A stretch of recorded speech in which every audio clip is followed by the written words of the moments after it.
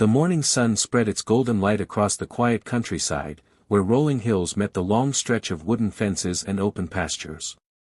For years, the land had been peaceful, horses grazing freely, wind brushing through tall grass, and the rhythmic hum of nature replacing the chaos of suburban noise. This place wasn't just property, it was a legacy, passed down through generations, a symbol of hard work and independence. The owner had bought the old ranch years ago, determined to restore it into a sanctuary away from city interference. The property stretched farther than the eye could see, fenced carefully with a solid metal gate at its entrance, his pride, a symbol of privacy and control over his own land. That gate wasn't just a barrier, it was a message to anyone passing by: this land belongs to someone who earned it. For months, the neighborhood HOA had been expanding its reach, slowly creeping into nearby areas, trying to include independent homes and properties into its domain. They started with friendly letters, promising community improvement and collective maintenance benefits. But beneath the polite tone was a threat: either join the HOA or risk constant scrutiny. The ranch owner ignored them. His land was recorded separately, legally, it was not under their jurisdiction. But the HOA didn't like being told no. Especially not by someone who stood outside their control. The tension began quietly, new signs appearing along the edge of his fence, notices about neighborhood boundary adjustments, and meetings held without his consent. But the real trouble came one morning when the security camera at the front gate captured something unexpected. The HOA president herself, a stern woman in her late 50s, known for her arrogance and obsession with control, was standing there with two men from her committee. They inspected the gate as if it belonged to them, gesturing, taking photos, whispering among themselves. Later that week, the ranch owner received another letter, this time not so polite. It accused him of blocking community access and obstructing a shared road. None of it was true. The road leading to his property was private, built long before the HOA even existed. Still, they demanded he remove his gate immediately or face legal action. He didn't respond. Instead, he strengthened the lock, updated the cameras, and went on with his work. But deep down, he knew it wouldn't end there. Days later, it happened. The security footage caught the HOA president returning, this time in her SUV. Without hesitation, she ran through the locked gate, shattering it open as the metal bent under the force. She stepped out, looked around smugly, and marched onto the property as if she owned it. Her committee members followed, inspecting the stables, snapping pictures, and marking areas with orange tape. When the ranch owner arrived moments later, all he saw was destruction: his gate mangled, tire tracks across his driveway, and strangers trespassing across his land. The arrogance was stunning. The HOA president stood near the barn, pointing and giving instructions as though she had the right to do so. That moment changed everything. The ranch owner didn't yell, didn't argue. Instead, he quietly recorded everything from a distance: license plates, faces, and the damage. He knew the law was on his side. They had crossed the line, both figuratively and literally. Over the next few days, the story spread among nearby residents. Some sided with the HOA, believing their rules were for everyone's benefit. Others were shocked, realizing how far the president had gone. But the ranch owner didn't bother to engage. He was busy with something else, collecting documents, deeds, and records that would prove, beyond question, who truly owned every inch of that land. He discovered something even more powerful in the process. The HOA's community road actually ran through a strip of land that he legally owned. It had been part of the original purchase, overlooked by the HOA's outdated maps. Technically, the very road the HOA members used to access their homes crossed his property. That realization shifted the balance entirely. The one who had been targeted now held all the leverage. But instead of reacting immediately, he waited. He repaired his gate, installed stronger barriers, and called his lawyer. Within days, a formal notice was drafted and sent directly to the HOA board. It stated clearly that they had trespassed, caused property damage, and violated private land laws. The letter demanded compensation and issued a warning: continued interference would result in legal consequences. The HOA president ignored it. She believed her influence in the community would protect her. But this wasn't just about neighbors or minor disputes anymore. This was about ownership, law, and principle. The ranch owner wasn't just defending his property, he was defending his freedom from overreach. The cameras, documents, and land deeds became his arsenal. The HOA might have thought they could bully him into submission, but they had forgotten one critical thing: he owned the land they stood on. As the sun set behind the hills, the ranch stood silent again, its repaired gate gleaming under the orange light. The battle had just begun, but the ranch owner was no longer the one under threat. The tables were turning, and soon, the HOA president would learn the hard way that power doesn't come from authority, it comes from ownership. Days turned into weeks, but the memory of that shattered gate remained vivid in the ranch owner's mind. The incident had stirred something deep, a mix of anger and determination. He knew it wasn't just about repairing a piece of metal, it was about reclaiming his right to peace and autonomy. The HOA president had stepped onto his property as if it belonged to her, and that single act had awakened a storm she never anticipated. The first step of his plan was quiet and precise. He gathered every document related to his property: survey maps, legal descriptions, historical ownership records, and the deed itself. With the help of his attorney, he pieced together a timeline that showed exactly where the HOA's jurisdiction ended. Every inch of his land was accounted for, including the narrow strip of road that the HOA and its members had unknowingly been using for years. It turned out that decades earlier, when the area was being developed, the county had used part of the ranch's land to pave what became the community's main access road. The deal had never been fully formalized in modern records, which meant legally, that road was still under private ownership. It wasn't public property, it belonged entirely to him. That discovery became his strongest weapon. While the HOA had accused him of blocking access, it was actually they who had been trespassing every day. Quietly, he began drafting notices of access restriction and consulted his lawyer about the next steps. Meanwhile, the HOA president was becoming bolder. She sent out letters to residents claiming the ranch owner was hostile and uncooperative. Rumors spread that he planned to block off the road entirely or charge people for using it. None of it was true, but fear and gossip were powerful tools. The HOA board used that fear to rally support, painting themselves as the protectors of community rights. But the ranch owner didn't respond publicly. He remained silent while preparing something far more effective than words. His lawyer filed an official property boundary confirmation with the county, ensuring that the legal maps reflected the true ownership lines. Once approved, it would give him the authority to regulate access and even restrict entry to anyone without permission, including HOA members. Then came the turning point. One morning, the HOA received a formal notice delivered to each board member's home. The letter, written in a calm yet firm tone, stated that continued trespassing and unauthorized road use would result in legal action and compensation claims for damages. It also included a map showing how much of the HOA's main road actually crossed his land. The message was clear: the land beneath their feet was not theirs. At first, the HOA president brushed it off, convinced it was an empty threat. But when county surveyors arrived to verify the boundaries, the truth became undeniable. The officials confirmed what the ranch owner already knew: the HOA's main access route, along with part of their decorative entrance sign, sat squarely on private property. Panic spread through the HOA board. They had spent years collecting fees and enforcing rules on an area that technically didn't belong to them. The president tried to cover her tracks, claiming it was a misunderstanding and that they had historical rights to the land. But the records didn't lie. The ranch owner still didn't celebrate. He wasn't seeking revenge, he was seeking accountability. So, he gave them an option: either purchase a legal easement for road access at fair market value or reroute the road entirely off his property.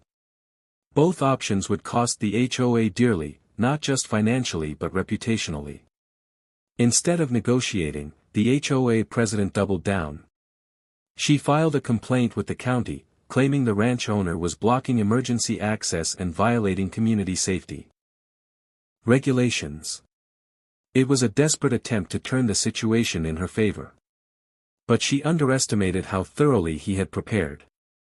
Within days, his attorney presented evidence of her unauthorized entry, video footage of the gate being destroyed, and documents proving ownership. The county dismissed her complaint immediately, warning her that further interference could result in charges for vandalism and trespassing. That moment marked the shift. The same residents who once believed the HOA's story began questioning their leadership. They learned about the incident at the gate, about the false letters, and about how their fees were being used to fund personal battles. The once feared president now found herself losing credibility with every passing day. The ranch owner remained composed. He fixed his gate once again, this time replacing it with a reinforced steel design, taller, stronger, and impossible to breach without heavy machinery. He installed new cameras with night vision, all connected to his phone, and posted clear, private property signs along the perimeter. But beyond the physical repairs, he was setting up something much larger. He began drafting a civil claim for damages, not just for the gate, but for the unauthorized entry, defamation, and the emotional distress caused by months of harassment. The amount was significant, but fair, calculated with precision and backed by evidence. Meanwhile, the HOA president's confidence began to crumble. The board members started distancing themselves from her decisions, afraid of being implicated in her actions.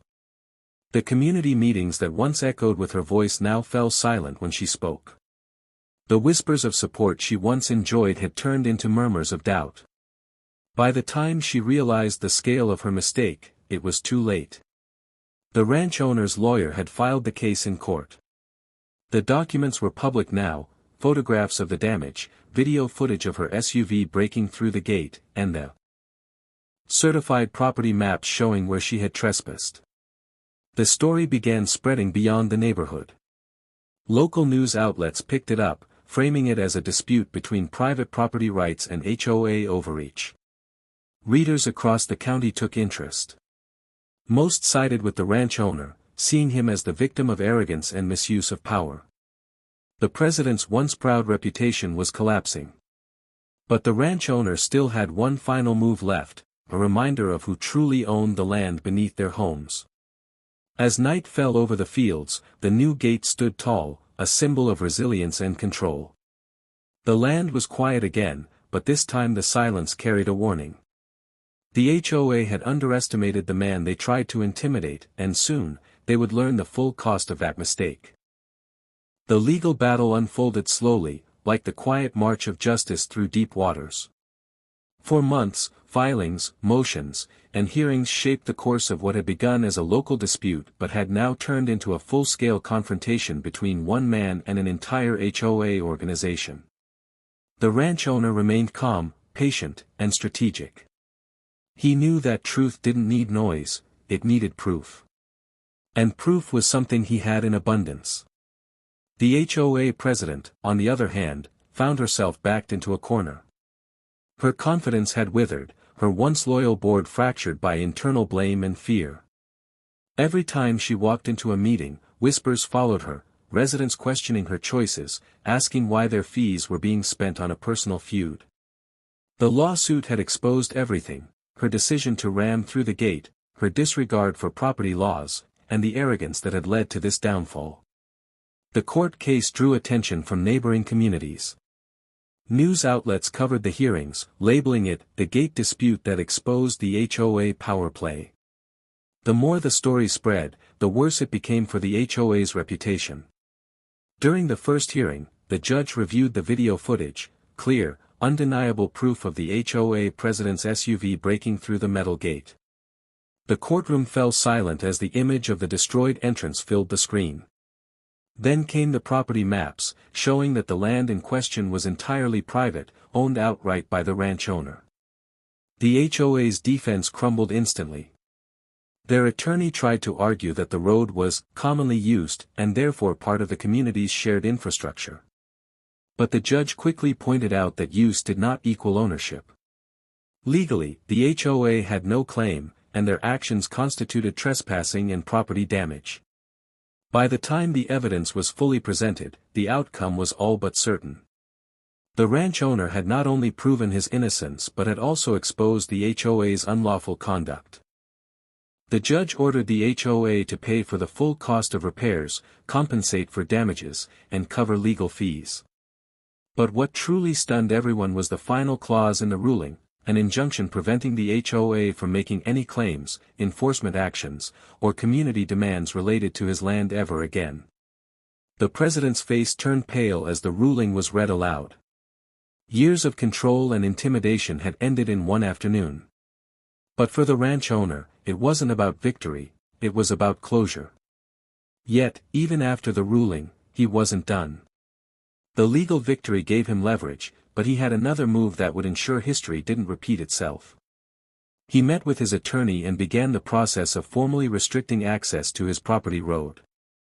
The new policy required written permission for any passage or use, including maintenance vehicles or delivery services that operated under HOA jurisdiction. In other words, the community could no longer freely use the road without his consent. When the restriction notices went out, the HOA board was forced to negotiate a paid easement agreement to secure permanent access. The amount he charged wasn't excessive, it was fair market value, but the irony wasn't lost on anyone. The HOA now had to pay the man they had once tried to control, just to drive over his land. Residents, tired of the constant tension and embarrassment, began pushing for change within their organization. A special meeting was called, and for the first time in years, the HOA president found herself on the defensive. Members questioned her judgment, her misuse of authority, and the thousands of dollars wasted on legal battles that could have been avoided. Within weeks, a vote was held. She was removed from her position, replaced by a more level-headed board that promised to rebuild trust and respect property rights. The once feared HOA leader faded into silence, her influence gone. For the ranch owner, life slowly returned to normal. The new gate, stronger and smarter, stood as a quiet monument to perseverance. The horses roamed freely again, the pastures green and calm. The constant intrusion was gone, replaced by the sound of nature he had fought so hard to protect. But beneath the calm exterior, he carried the lesson of what had happened. The incident had shown him that control could twist people, that entitlement could drive even the seemingly ordinary to commit outrageous acts. Yet it also proved that patience, preparation, and truth could stand stronger than arrogance. Months later, as the sun dipped behind the horizon, casting long shadows across the field, a delivery truck approached the gate. The driver stopped, scanned the new access code, and the gate opened smoothly. Everything was orderly now, lawful, respected, and peaceful. He stood at the edge of the property, looking out at the road that had caused so much chaos. In a way, he felt grateful. If the HOA president hadn't overstepped, he might never have discovered the full value of what he owned. Her mistake had reaffirmed his freedom. Word spread across nearby towns about the outcome, turning the ranch owner's story into a symbol, a quiet warning about power and respect. Other homeowners began re-examining their rights, making sure they understood where their independence began and where community control should end. In the following months, the HOA tried to mend its reputation. They repainted signs, improved maintenance, and reached out to residents with apologies and transparency. But some things couldn't be fixed. The story of the broken gate had become legend, a reminder of how quickly authority could crumble when built on arrogance instead of fairness. As for the former president, she sold her home quietly and moved away, leaving behind the neighborhood that once followed her every word. The board stopped speaking her name during meetings, as if erasing her would erase the embarrassment she'd brought upon them. The ranch owner never gloated, never mocked. He simply lived on, tending to his horses, maintaining his land, and enjoying the peace that had been restored. Every sunrise over the hills felt like a reward for his patience and restraint. The land remained his sanctuary, strong, untouched, and free from interference. The repaired gate stood tall, not just as a barrier but as a symbol of victory earned through integrity. And whenever he passed through it, he would glance at the solid metal and remember how it all began, how one act of arrogance had tried to breach his world, and how the truth had stood firm. In the end, the HOA president had forgotten the simplest truth of all: power means nothing if you don't own the ground beneath your feet. The ranch owner never needed to prove his dominance, the land itself did that for him. And with that, peace returned to the ranch, stronger than before, permanent as the soil it stood upon.